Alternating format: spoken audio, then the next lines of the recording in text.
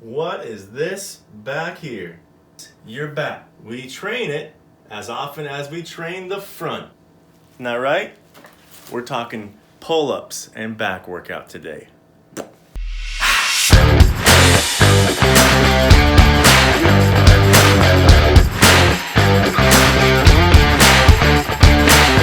Here's the thing, you guys. If you're like me growing up, I constantly would focus a lot of my attention on chest and triceps and shoulders, everything and towards the front of our body. And here's the thing, it's easy to do push-ups, dips, everything for the front exercises. A big problem with back exercises, they are hard to come by. Our schools, our elementary schools, our middle schools, growing up, they always had pull-up bars. Schools have removed pull-up bars from the schools because some kids mess around on them, hang upside down, fall down, get hurt. They use it incorrectly, so they just remove the pull-up bar instead of teaching them how to use it correctly. There has been a big issue with, especially the youth of today, not being able to do a pull-up. And quite honestly, when was the last time you attempted a pull-up? It's not a very common exercise. I bet you've done planks, I bet you've done push-ups, squats, even if you even tried some rows for your back. But how often have you done a pull-up? Pull-ups are a very important part of your workout. And I consider a pull-up to be one of the big three. We've already talked about the push-up, we've already talked about the squat, and to finish off the big three is the pull-up.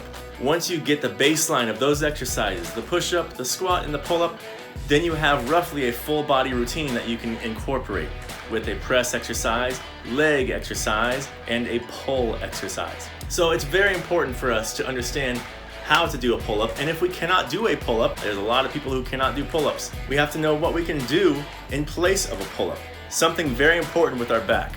If there's somebody who's working strictly on their chest and anterior delts and press exercises, they're gonna have posture of rolled shoulders. Their body's gonna be coming forward. Have you seen this guy at the gym? All right, training only their chest, not their back. The way to fix this with the rolled forward is to strengthen your back, and it pulls your shoulders back and corrects your posture. So it's very important to strength train your back in order to correct your posture. Postural deficiencies are a big problem with people having messed up backs. And the chain of strength, if you have one weak link in the chain, the whole chain is going to be sacrificed. So make sure you focus on getting everything in line.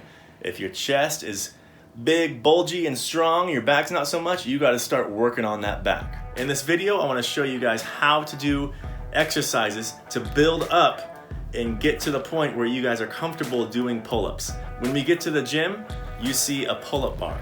Now, if you can't do a pull-up, I highly doubt you're gonna rock yourself over there to get to the pull-up bar and try to get up there and try a pull-up. So I want to give you guys the confidence to be able to do pull-ups inside of the gym. First, you have to learn how to do a pull-up, how to build your lat muscle for doing pull-ups while we're at home. Our first exercise I want to talk about is the back push-up, and it is just as it sounds.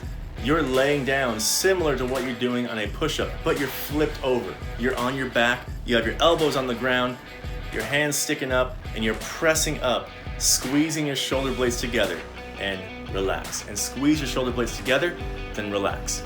From there, we're gonna talk about horizontal pull-ups. These are very important, and I highly recommend doing horizontal pull-ups for twofold. Number one, it's gonna build up your back muscle, and number two, it's gonna build up your grip strength. Horizontal rows can be done under just about anything. You can use a table,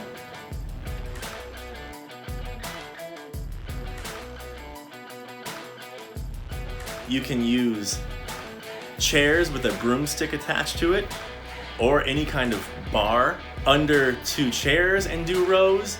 And as you know from a push-up video, the more horizontal your body is, the more challenging the row is going to be because you're resisting that weight as it's being pulled down by gravity. And if you're beginning and you're trying to strengthen your back, not having any kind of strength training background, I would recommend getting an angle or even going into a wall, a door frame, and doing a single arm row or a pull and doing a single arm row and pulling yourself that way. That is just as good as long as you're focusing on pulling with your back and not leaning forward with your hips. After that, we're gonna talk about towel exercises. And I'm talking towel. Everybody has towels. All you have to do with a towel is hold it overhead, grab onto the towel, pull the towel apart, and bring it back together. And you're having it nice and slack over your head and pulling it apart and then bringing it back together. The goal is to engage your lats, engage your back as you pull across, down and partially across your chest or your face, wherever you pull down to. When you feel comfortable, you get that good squeeze of your lats, and then you come back up. This can also be done on the ground. You lay on a sliding surface. It doesn't even necessarily have to be a sliding surface. If you can, for more of a challenge, lift your head up. If you can't, you're gonna bring the towel to your head. If you can, lift your head up, pop your head up, slide that towel, squeezing your lats, and then extend it back up. And then slide that towel down, bring it back up. Slide that towel down, bring it back up. It's a great way to build up your lat strength without using a pull-up bar. You're just using a simple towel. Moving on from that, you can do assisted pull-ups. Now, this is where I oftentimes would tell my youth athletes, if they can't do a pull-up, I would say focus on the eccentric contraction first, meaning you go up to the top and you go down as slow as possible. You're resisting as much as possible. And then you jump and pull yourself back up and then go down as slow as possible. If you cannot do that at all, you can assist yourself. So go up to a wall, go up to a fence, go up to a gate, go up to a patio cover, anything that you can grab overhead. You can bring a step stool of some sort to stand on, and then you're gonna put your hands over that wall. If you need a towel to soften the grip, that's fine. Hands over the wall. Guide yourself up with using your leg that's on the step stool, and then slowly come back down.